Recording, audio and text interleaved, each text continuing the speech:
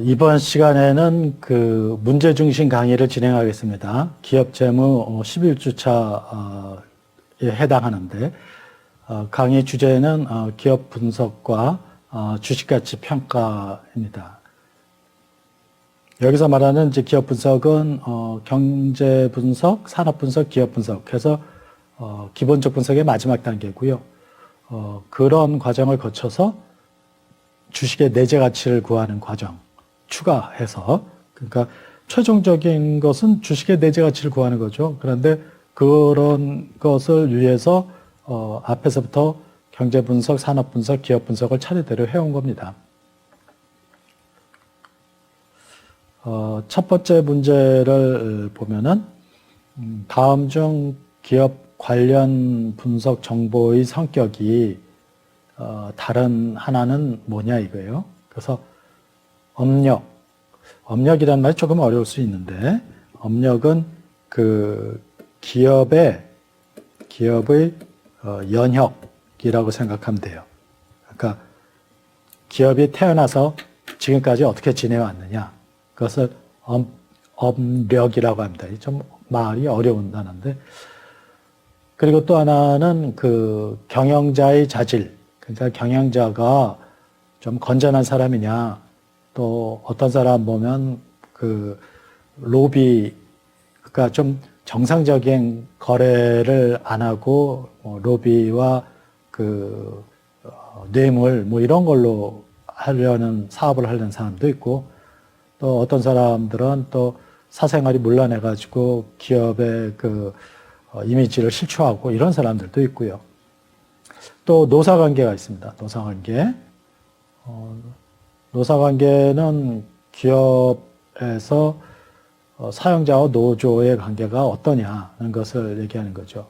그래서 뭐 삼성 같은 경우는 그동안 노조가 없었다가 이제 그 문제가 되기도 했고, 현대자동차 같은 경우는 노조가 너무 세가지고 또 항상 그 파업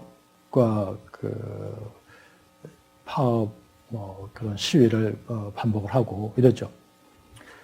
주식의 시장 가격, 주식 시장 가격은 그냥 시장 가격이죠. 그러니까 여기서 물어보는 거는 업력, 경영자 자질, 그 노사 관계는 다 숫자로 나타낼 수 없는 그 질적 정보인데 비해서 주식의 시장 가격은 양적 정보잖아요. 그러니까 오늘 주가가 35,000원이다든가 27,000원이다든가 뭐 이렇게 숫자로 계량화된 정보가 4번이고 1, 2, 3번은 질적 정보로서 비계량 정보가 되겠습니다.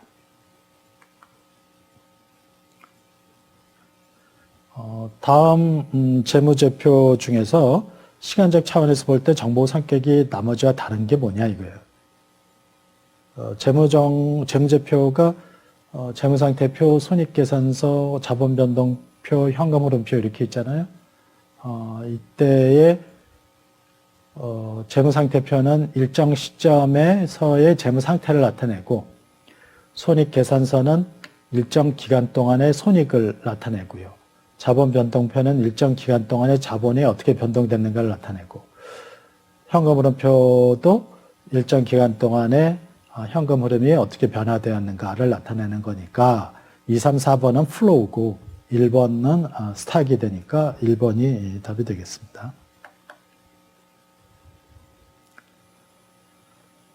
다음의 정보에서 채권자의 입장에서 중요한 분석 정보는 뭐냐는 거예요. 채권자의 입장에서 뭐가 중요하냐. 유동비율은 뭐였어요? 그 유동 부채분의 유동 자산이었잖아요. 그러니까 유동 비율이 크다는 얘기는 유동 자산이 크다는 얘기니까 유동 부채를 제공한 채권자 입장에서는 마음이 놓이는 거죠. 나는 빌려주기를 100만 원 빌려줬는데 저 사람이 1000만 원 갖고 있어. 그럼 뭐 걱정할 게 없죠. 그런데 내가 100만 원 빌려줬는데 저 사람이 갖고 있는 게 30만 원밖에 없어. 이러면은 내가 100만 원을 못 받을 수도 있는 거 아니에요. 그러니까 유동 비율이 그 채권자 입장에서는 가장 중요한 분석 정보가 되겠네요. 총 자산 영업이익률은 경영자가 그 자금을 운용했다는 것은 자산을 어떻게 구입했는가를 나타내는 건데 그 결과로 영업이익이 얼마나 나타났느냐. 그래서 총자산 영업이익률은 경영자의 투자 결정에 대한 성과를 나타내는 그런 평가 지표가 되겠습니다. 총자산 회전율은 총자산 규모 대비 그 매출액이 얼마나 되느냐는 건데 그것은 총자산 회전율이 높으면 높을수록 그 자원을 효율적으로 잘 운영하고 있다고 보는 거예요. 매출액 증가율은 전년 대비 얼마나 매출액이 증가했느냐는 것을 나타내는 거니까 채권자 입장에서 제일 중요한 정보는 1번이 되겠습니다. 다음 정보 중에서 주주 입장에서 중요한 분석 정보는 뭐냐? 주주가 입장에서. 그거는 부채 비율. 부채 비율은 그 자본분의 부채예요. 그러니까 부채를 어느 정도 많이 쓰고 있느냐는 것을 나타내는데 이것도 그 자본이 들어가니까 주주의 입장에서는 신경이 쓰이는 비율이죠. 왜냐면은 내가 저 사람한테 저 회사에 100만 원 출자했는데 저 회사가 1000만 원의 부채를 쓰고 있어요. 그러면은 회사가 위험하잖아요. 그러니까 주주의 입장에서는 좀 불안하긴 하죠. 그런데 그보다 더 중요한 거는 자기 자본 순이익률이에요. 그러니까 요게 자본이에요, 자본. 자기 자본. 그리고 요게 순이익이에요. 그러니까 요거는 주주가 출자한 돈을 기준으로 얼마만큼의 이익률을 올렸냐는 것을 나타내는 거기 때문에 이것은 주주에게 직접적으로 중요한 정보죠. 그러니까 내가 지금 그 부채 비율은 어떤 때는 높은 게 더 그 주주에게는 좋은 경우가 있습니다.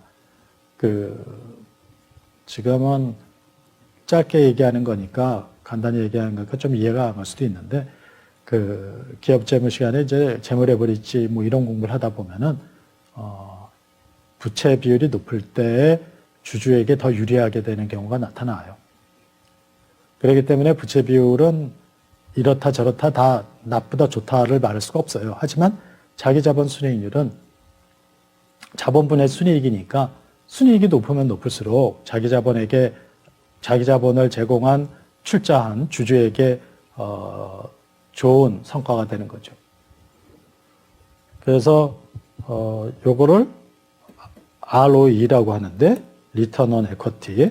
그래서 이거는 특히 워렌 버핏이 기업을 분석할 때 중요한 비율로 보는 것입니다. ROE.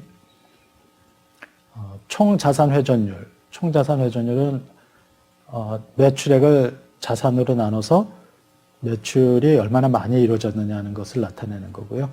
유동 비율은 아까 얘기했던 그 앞에 문제에서 얘기했던 그 채권자가 중요하게 보는 그런 비율이라고 생각하시면 됩니다.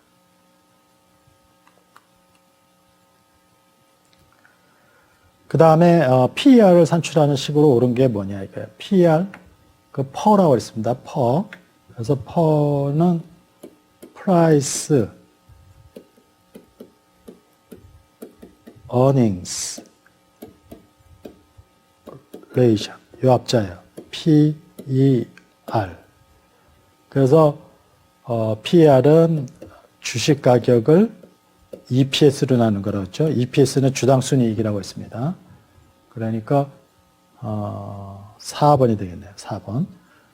PER를 우리말로는 주가 수익률 또는 주가 수익 비율, 주가 이익 비율 이런 식으로 말을 해요. 요게 PER이 되겠고요. 요게 PBR이 되겠네요. 그렇죠? PBR에서 B는 book value예요. book value. 그러니까 다른 거는 다 똑같고 요 PER의 식이 그대로 적용이 되는데 B가 book value의 앞자를 딴 겁니다.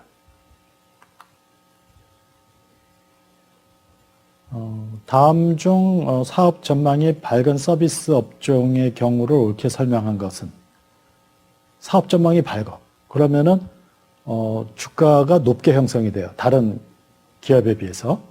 그러니까 주가가 높게 형성이 되면은 퍼가 높게 되겠죠. 퍼나 PBR이 다 높게 되겠죠. 그런데 서비스업이라고 했잖아요. 서비스업은 뭐가 없습니까? 자산이 별로 없어요. 그러니까 순자산 그 제조업이나 삼성전자, 현대자동차 또 그 삼성중공업 이런 회사들은 시설이 엄청 많이 투입이 돼 있지 않습니까? 그러니까 그런 경우는 넷북 밸류가 커요. 그런데 이런 서비스 업종의 경우에는 순자산이 별로 없기 때문에 넷북 밸류가 낮아요. 그럴 때는 PER, PBR이 어떻게 되겠어요? PER은 높고 PBR도 높겠네요. 그죠? 그 넷북 밸류가 작으니까. 둘 다 높아요.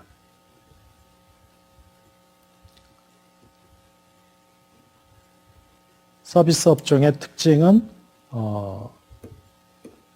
넷북 밸류, 북 밸류가 그 작아요. 그러니까 이게 작으니까 그 분모가 작아지고 똑같은 주가에서 분모가 작아지면은 PBR이 커지게 되겠죠.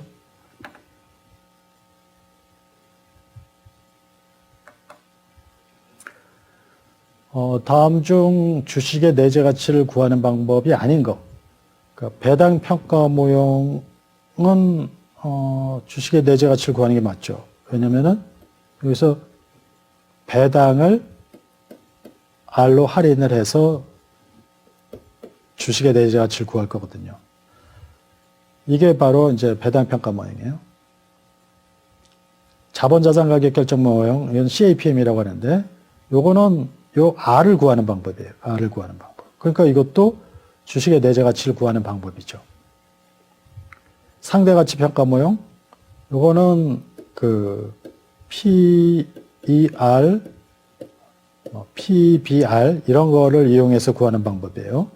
시장에 형성된 비슷한 회사의 주가를 가지고. 그러니까 이것도 맞아요. 그러니까 다가 모두 다 주식의 내재 가치를 구하는 방법으로 볼 수가 있겠습니다. 그렇죠? 요거는 기본적 방식으로 맞습니다. 다 그 기본적 방식. 답이 없다가 맞나요? 여기는 답이 없다가 맞습니다. 배당 평가 모형에서 할인율을 구하는 방법. 아까 얘기했죠? 여기서 배당 평가 모형에서 요 밑에 할인율을 구하는 방법은 자본 자산 가격 결정 모형이다. 그래서 캐피탈 애셋 프라이싱 모델에서 CAPM이라고 합니다. CAPM.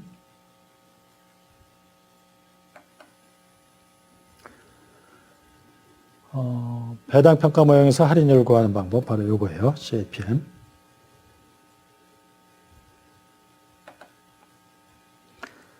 자, 대진건설의 베타는 2래요. 은행금리 5%고 시장 포트폴리오 기대 수익률 9%다.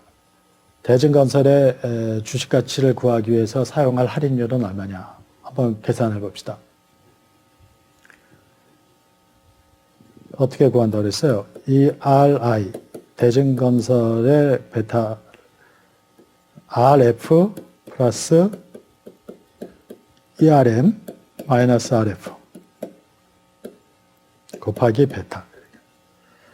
그래서 은행금리가 5%죠. 요 RF가 5%입니다. 5%. ERM이 시장 포트폴리오의 기대 수익률인데요. 이게 주가 지수의 변동률이에요. 이게 9%랍니다. 이렇게. 그리고 대진건설의 베타는 2라고 그랬죠. 2. 그러면 어떻게 됩니까? 9에서 5 빼면 4고 4, 2, 8, 5 더하면 13이죠. 13. 답이 없네요. 답이 없어요. 그렇죠? 여기서 9에서 5 빼고 곱하기 2, 8, 5, 14%인데 여기는 5%, 9%, 14%가 되어 있으니까 답이 없습니다. 13%입니다.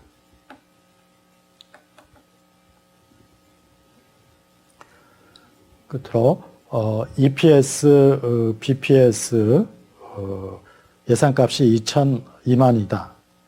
이 기업의 정상 퍼는 14와 11.2로 확인되었다. 근데 현재 시장 가격이 26,000원이랍니다. 그러면 기본적 분석의 결론으로 알맞는 게 뭐냐? 생각을 해봐요. 요 예제는 본문 강의했을 때 했던 그 예제입니다. 문제는.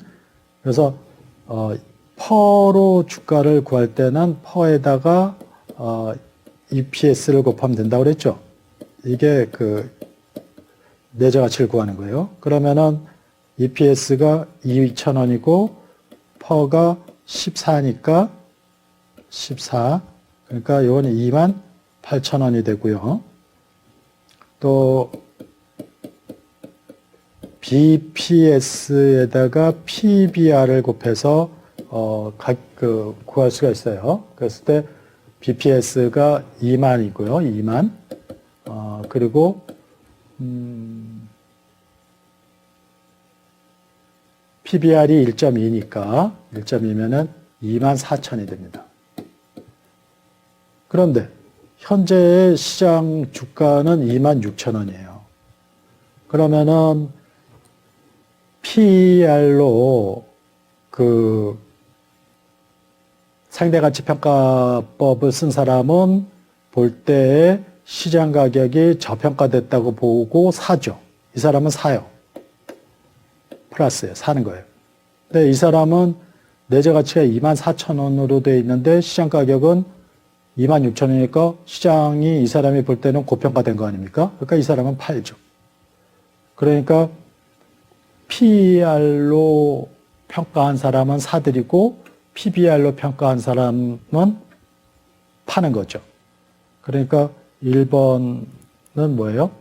PER를 이용한 상대가치평가 기법에 따르면 매수한다. 이게 맞나요? 그렇죠? 이게 답이네요. PBR을 이용한 상대가치평가 기법에 따르면은 이 사람은 매도하는 거죠. 매도. 둘 다 매수한다. 답이 없다. 1번이 맞습니다. 자, 여기까지가 기본적 분석의 마지막 기업 분석과 또 내재가치 평가를 통해서 시장 가격과 비교해서 투자 여부를 결정하는 그런 기본적 분석을 마지막으로 다룬 내용이 되겠습니다. 자, 문제 분석, 문제 중심 강의는 이것으로 마치도록 하겠습니다.